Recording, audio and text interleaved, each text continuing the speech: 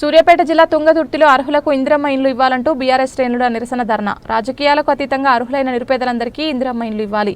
రాజీవ్ యువ వికాసం పథకంలో సిబిల్ స్కోర్తో సంబంధం లేకుండా అర్హులకు ఇవ్వాలి. ఎంపీడీఓకు పలు డిమాండ్లతో కూడిన వినతి పత్రం అందజేసిన బీఆర్ఎస్ పార్టీ శ్రేణులు.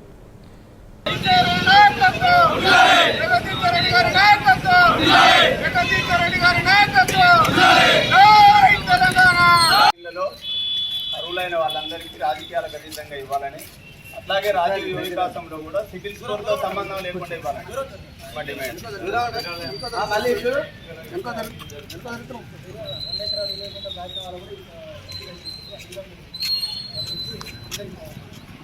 హైదరాబాద్లో ఇల్లు కూడా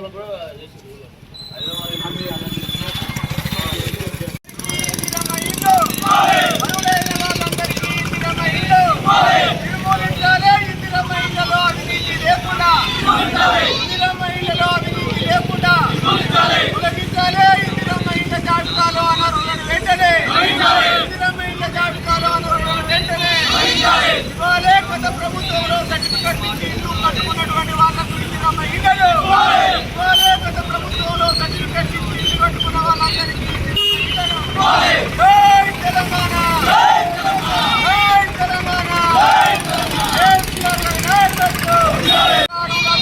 ఇందిరమ్మ ఇల్లు, రాజకీయాలకు అతీతంగా అర్హులైన వాళ్ళందరికీ ఇందిరమ్మ ఇల్లు తొలగించాలి. ఇందిరమ్మ ఇళ్ళ జాబితాలో అనర్హులను వెంటనే, ఇందిరమ్మ ఇళ్ళ జాబితాలో అనర్హులను వెంటనే చూడాలి. ఇందిరమ్మ ఇళ్ళ జాబితాలో అవినీతి జరగకుండా ఇవ్వాలి. రాజకీయ వికాసంలో రాజకీయాలకు అతీతంగా అందరికీ, రాజీవ్ యువ వికాసంలో రాజకీయాలకు అతీతంగా అందరికీ తెలంగాణ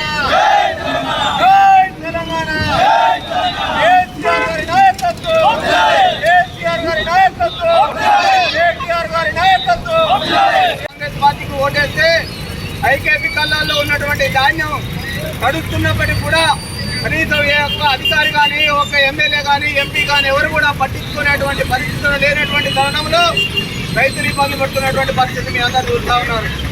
అట్లాగే ఇందిరమ్మ ఇల్లు ఇస్తామని గొప్పగా ప్రకటన చేసినటువంటి కాంగ్రెస్ మంత్రులు కానీ, ముఖ్యమంత్రి గారు కానీ 18 నెలలు అవుతున్నా ఈ నియోజకవర్గంలో 7,000 ఇల్లు మొదలు పెట్టాల్సింది పోయి మండలానికి ఒక పైలట్ గ్రామం అని తీసుకొని ఆ గ్రామానికే పరిమితాయి.